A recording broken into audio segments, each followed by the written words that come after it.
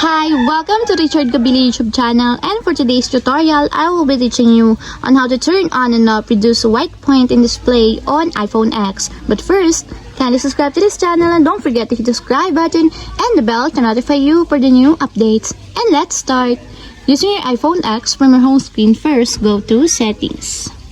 Then in the settings, scroll down and find the accessibility and then tap. Then in the accessibility, go to vision section and then tap the display and text size.